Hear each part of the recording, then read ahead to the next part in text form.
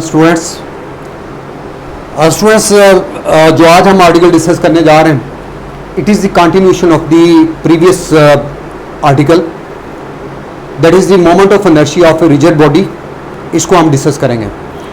और सबसे पहले तो आपको ये पता होना चाहिए कि बॉडी क्या होता है students. Anything which has definite mass is termed as body. And rigid body क्या होता है स्टूडेंट्स?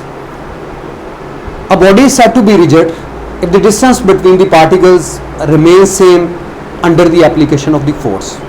इसे हम rigid body कहते हैं। अब rigid body आप देखें डिस्टेंस सेम होना चाहिए under the application of the force, तो उसे हम rigid body कहेंगे। अब हमें कैसे पता चलेगा कि बॉडी जो पार्टिकल्स के दरमियान डिस्टेंस जो है वो सेम है? तो स्टूडेंट्स, अगर आप कोई प्लास्टिक बॉल लेते हैं, उसके अगर आप ऊपर फोर्स अप्लाई करते हैं, तो देन आपने देखा होगा कि उसकी जो शेप है या उसका जो वॉल्यूम है वो चेंज हो जाता है। उसका जो वॉल्यूम चेंज हो जाएगा, तो इसका मतलब ये है कि वो रिजिड बॉडी नहीं है। या रबर बॉल है या प्लास्टिक बॉल का जो प्लास्टिक बॉल है, उसके ऊपर जो ही आप फोर्स अप्लाई करते हैं, तो आपने देखा होगा कि उसका जो वॉल्यूम है वो चेंज हो जाता है। तो आप ये कहेंगे कि ये रिजिड बॉडी नहीं है। रिजिड बॉडी, अगर वही बॉल जो है वो हार्ड बॉल है या आयरन बॉल है, उसके ऊपर अगर आप फोर्स अप्लाई करते हैं, तो आपने देखा होगा कि उसका वॉल्यूम, उसकी शेप वही रहती है। There is no change and that body is said to be rigid body. Now come to the article students. अब यहाँ पे मैंने स्टूडेंट्स सबसे पहले रिजिड बॉडी की डेफिनेशन वही लिखी है जो मैंने अभी आपको बताई है। A body is said to be rigid if the distance between the particles remain same under the application of the force and that body is said to be rigid body. इसे हम स्टूडेंट रिजिड बॉडी कहते हैं। अब rigid body के हवाले से आपको ये पता होना चाहिए कि रिजिड बॉडी जो है स्टूडेंट्स कोई डेफिनेट शेप नहीं है कि ये सर्कुलर शेप में है, स्फेरिकल शेप में है। Let's suppose it is a rigid body. ये एक रिजिड बॉडी है और इसके अंदर ये डिफरेंट पार्टिकल्स के मैसेज मैंने यहाँ पे शो किए हैं। With the particle having mass m1, having mass m2, m3 up to mn, so that is the particle having mass mn. अब इस that is the point of rotation, I mean pivot point, जिसके गिर्द ये body rotate करता है। pivot point is there and the distance of this particle from the point O is r1 and similarly that is r2, that is r3। अब देखिए ये distance, अब याद होगा पिछले आर्टिकल में मैंने बताया था कि रेडियस कहते हैं पिछले आर्टिकल में, लेकिन इस आर्टिकल में आप रेडियस नहीं कह सकते। अब देखिए ये डिस्टेंस कम है, ये डिस्टेंस ज़्यादा है, so we have different distances of the particles. यानी हर पार्टिकल का डिफरेंट डिस्टेंस आप देख रहे हैं वो डिफरेंट हमें नज़र आ रहा है। तो इसलिए इस केस में आप डिस्ट्रीब्यूशन ऑफ मैसेज कहते हैं, यानी इसे हम डिस्ट्रीब्यूशन ऑफ मैस का नाम देते हैं। यानी हर एक मैस का जो डिस्टेंस है पिवट पॉइंट से आप देख रहे हैं कि वो डिफरेंट है, डिस्ट्रीब्यूशन डिफरेंट है, तो इसलिए हम डिस्ट्रीब्यूशन ऑफ मैस इस केस में कहेंगे। अब आपको याद होगा कि लास्ट आर्टिकल में हमने प्रूव किया था टॉर्क वाज इक्वल, हम लास्ट आर्टिकल से ही स्टार्ट करते हैं। Torque was equal I alpha के बराबर। Torque is equal to I alpha. I is the moment of inertia, alpha is the angular acceleration. और आपको ये भी पता है कि मोमेंट ऑफ इनर्शिया किसके बराबर होता है? एम आर स्क्वायर के बराबर। So putting this value we have M R square alpha. So torque is equal to M R square alpha के इक्वल होता है। So that is the torque. अब हमने हर पार्टिकल का टॉर्क जो है वो यहाँ पे कैलकुलेट कर लेंगे और लास्ट पे आप इन सारों को जमा कर लेंगे, तो हमारे पास जो टॉर्क है वो देखिए, टॉर्क की वैल्यू को जब आप कैलकुलेट करेंगे तो हर मैस के वाले से यहाँ पे हम शेयर करेंगे। तो टॉर्क ऑफ डिफरेंट पार्टिकल्स, तो आप ये कहेंगे कि the total torque it will be equal to, ये बराबर होगा फर्स्ट पार्टिकल का टॉर्क कितना होगा जी? टॉर्क टोटल क्या है, यानी हर टॉर्क, हर पार्टिकल का टॉर्क आप कैलकुलेट करेंगे। यानी पहले पार्टिकल का टॉर्क क्या होगा students? m1 r1 square alpha 1। Similarly second का क्या होगा? m2 r2 square alpha 2। Last का क्या होगा? mn rn square alpha n। तो total torque will be equal to m1 r1 square alpha 1 plus m2 r2 square alpha 2 and plus so on, और last पे लिख देंगे M N R N square alpha N. So that is the total torque. ये हमारे पास total torque आ जाएगा। दोबारा से देख लें स्टूडेंट्स, हम बात कर रहे हैं रिजिड बॉडी की। ये रिजिड बॉडी आप देख रहे हैं, रिजिड बॉडी की कोई स्पेसिफिक शेप नहीं होती स्टूडेंट्स। तो that is the rigid body and O is the point जिसके गिर्द ये बॉडी रोटेट करता है।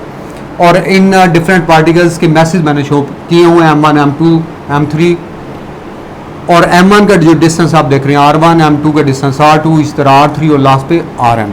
तो यहाँ पे हमें ये चीज़ समझ आती है कि हर पार्टिकल का डिस्टेंस आप इस केस में आप देख रहे हैं द डिफरेंट डिस्टेंसेस, इनके डिस्टेंस जो है वो पॉइंट से डिफरेंट है, तो इस इनकी डिस्ट्रीब्यूशन डिफरेंट है। तो इसलिए इस पर्टिकुलर केस में R1, R2, R3 और R4 को, Rn को आप डिस्ट्रीब्यूशन ऑफ मैस का नाम देते हैं। अब टॉर्क से पिछले आर्टिकल से हम यहाँ पे स्टार्ट करेंगे। Torque is equal to I alpha, I moment of inertia M R square के बराबर होता है। ये कीमत यहाँ पे लगा दें। अब हमने हर पार्टिकल का टॉर्क कैलकुलेट करना है। तो पहले पार्टिकल का टॉर्क क्या होगा, m1 r1 square alpha 1। Second का क्या होगा, m2 r2 स्क्वायर अल्फा 2। और टोटल टॉर्क हमारा टारगेट है, तो इन सारे टॉर्क को आप ऐड करेंगे। तो first one torque m1 r1 square alpha 1, m2 r2 square alpha 2 plus on plus mn rn square alpha n के बराबर। तो torque total is equal to, अब यहाँ पे देखें स्टूडेंट्स, हमें ये चीज़ यहाँ पे कंफर्म हो जाती है, वो ये कि जिस एंगुलर एक्सेलरेशन से ये रिजिड बॉडी रोटेट कर रहा है, डेफिनेटली हर बॉडी का भी, हर जो पार्टिकल है उसका एंगुलर एक्सेलरेशन भी सेम होगा। दोबारा से देख लें स्टूडेंट्स, जिस एंगुलर एक्सेलरेशन से ये रिजिड बॉडी रोटेट कर रहा है, जो उसका एंगुलर एक्सेलरेशन है, वो हर पार्टिकल का एंगुलर एक्सेलरेशन भी वही होगा। तो इसका मतलब ये है कि alpha 1, alpha 2, alpha 3 up to alpha n, ये अल्फा के बराबर, जनरली ये अल्फा के बराबर है, क्योंकि ये हर पार्टिकल के लिए सेम होगा जो बॉडी का एंगुलर एक्सेलरेशन। तो इसलिए आप इसकी जगह पे अल्फा आप इंसर्ट कर सकते हैं। तो अल्फा सभी में आएगा और अल्फा को आप कॉमन ले लें। तो यहाँ से आपके पास m1 r1 square plus m2 r2 square और प्लस ये लास्ट पे आप डैश डैश कर दें प्लस mn rn स्क्वायर और कॉमन ले लें आप alpha. So alpha is the common, यानी अल्फा सभी के लिए सेम। जैसे मैंने बताया कि हर पार्टिकल के लिए एंगुलर एक्सेलरेशन की वैल्यू सेम होगी, जो रिजिड बॉडी का एंगुलर एक्सेलरेशन है वो सभी का होगा। तो इसलिए m1 r1 स्क्वायर, अल्फा को मैंने कॉमन ले लिया, m2 r2 square plus dash dash plus mn rn square alpha. अब थोड़ा यहाँ से आप ये कह सकते हैं, मैं इस चीज़ को फर्स्ट पे लिख रहा हूँ, थोड़ा गौर से देखिएगा।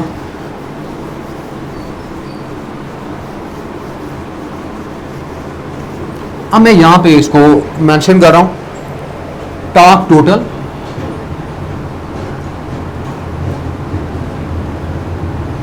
Is equal to m1 r1 square m2 r2 square plus on plus mn rn square और यहाँ से आप अल्फा को कॉमन करें। अब सुना, that is the moment of inertia of the first particle, that is the moment of inertia of the second particle and similarly dash dash that is the last one, moment of inertia of the last particle. तो इसको हम, इस पूरी equation को हम इस तरह से लिख सकते हैं, सिग्मा, इसको हम लिखेंगे M I R I square 1 to n, और यहाँ से आप इस ब्रैकेट को इनक्लोज करेंगे और यहाँ पे आप अल्फा लिख देंगे, एंगुलर एक्सेलरेशन। अब देखिए इसका मतलब क्या है, सिग्मा मीन सम। अब देखिए आई की वैल्यू कहाँ से स्टार्ट हो रही है स्टूडेंट्स, 1 से। अब आई की वैल्यू 1 रखें तो आपके पास आ जाता है m1 r1 square, you get the first term. उसके बाद सेकेंड आप वैल्यू लगाएं m2 r2 square, you get the second one. Last क्या है n, तो जब आप i की जगह पे n लगाएंगे तो mn rn square, so we have the last term. और सिग्मा का मतलब होता है सम, समेशन जिसे आप कहते हैं, यानी इन सारी वैल्यूज को आप क्या कर रहे हैं, ऐड कर रहे हैं, जमा कर रहे हैं। तो इसलिए सभी के साथ आप प्लस लिखें। अब students what is this, actually ये टोटल मास जो सारे पार्टिकल का है और इनका मास डिस्ट्रीब्यूशन का स्क्वायर। तो इसका मतलब ये है कि इस सारे की जगह पे total moment of inertia I आ जाएगा। इसको आप रिप्लेस कर देंगे आई के साथ, क्योंकि ये total mass the all the particles और इनटू मास डिस्ट्रीब्यूशन स्क्वायर क्या है जी, ये मोमेंट ऑफ इनर्शिया। तो इसको आप रिप्लेस कर देंगे मोमेंट ऑफ इनर्शिया आई के साथ और इसके साथ आप अल्फा लिख देंगे। So torque total is equal to that is equal to I alpha के बराबर। So that is the moment of inertia of a rigid body. तो ये रिजिड बॉडी का मोमेंट ऑफ इनर्शिया है। और उसमें लास्ट में आपको बता चुका हूँ कि इनर्शिया एम आर स्क्वायर के बराबर होता है और इसका जो यूनिट होता है वो किलोग्राम मीटर स्क्वायर होता है, किलोग्राम मीटर स्क्वायर होता है। और इसकी जो डायमेंशंस होती हैं students, the dimensions are M L square. तो students that's about moment of inertia of a rigid body. In the last I request you all, please like, share and subscribe my channel. Thank you very much.